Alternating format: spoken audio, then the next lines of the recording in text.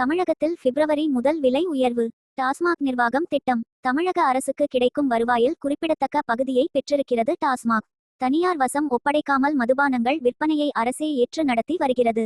சாதாரண வகையில் 43 பிராண்ட்களையும், மீடியம் ரேஞ்சில் 128 பிரீமியம் பிராண்ட்களையும், 35 வகையான பீர், 13 ஒயின் ஆகியவற்றை டாஸ்மாக் கடைகள் விற்பனை செய்யப்படுகின்றன. இது தவிர வெளிநாட்டு மதுபானங்கள் எலை டாஸ்மாக் கடைகள் மூலம் பிரத்யேகமாக விற்கப்படுகின்றன. ஒவ்வொரு ஆண்டும் மதுபானங்களின் விற்பனை அதிகரித்த வண்ணம் இருக்கிறது. 2022 முதல் 23 வரை ஆம் நிதியாண்டில் டாஸ்மாக் வருவாய் 44,099 கோடி ரூபாய் ஆகும்.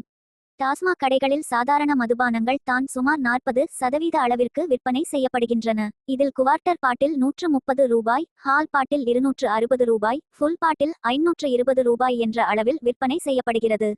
அதுவே மீடியம் ரேஞ்ச் மதுபானங்கள் 160 ரூபாய் முதல் 640 ரூபாய் வரை விற்கப்படுகின்றன. இந்த சூழலில் வரும் பிப்ரவரி 1ஆம் தேதி வியாழன் முதல் மதுபானங்களின் விலையை டாஸ்மாக் நிர்வாகம் உயர்த்த முடிவு செய்துள்ளது. இது தொடர்பாக நேற்று நடைபெற்ற ஆலோசனை கூட்டத்தில் முக்கிய முடிவு எடுக்கப்பட்டுள்ளது. அதன்படி சாதாரண மற்றும் மீடியம் ரேஞ்ச் மதுபானங்கள் குவார்ட்டர் பாட்டிலுக்கு 10 ரூபாயும், ஹால் பாட்டிலுக்கு 20 ரூபாயும், ஃபுல் பாட்டிலுக்கு 40 ரூபாயும் விலை உயர்த்தப்படுகிறது. அனைத்து வகை பீர் மதுபானங்களின் விலை ஒவ்வொரு பாட்டிலுக்கும் 10 ரூபாய் உயர்த்தப்படும் என தெரிகிறது.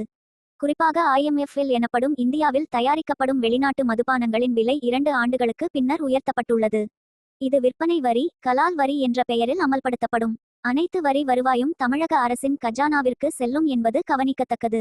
விலை உயர்வு என்பதற்கு பின்னணியில் வரி உயர்வும், மூலப்பொருட்களின் விலை உயர்வும் முக்கிய காரணமாக இடம்பெற்றுள்ளது. இதனை கருத்தில் கொண்டு மதுபான வகைகளின் விலையை உயர்த்த வேண்டும் என்று தமிழக அரசுக்கு மதுபான ஆலை நிறுவனங்கள் கோரிக்கை விடுத்துள்ளன.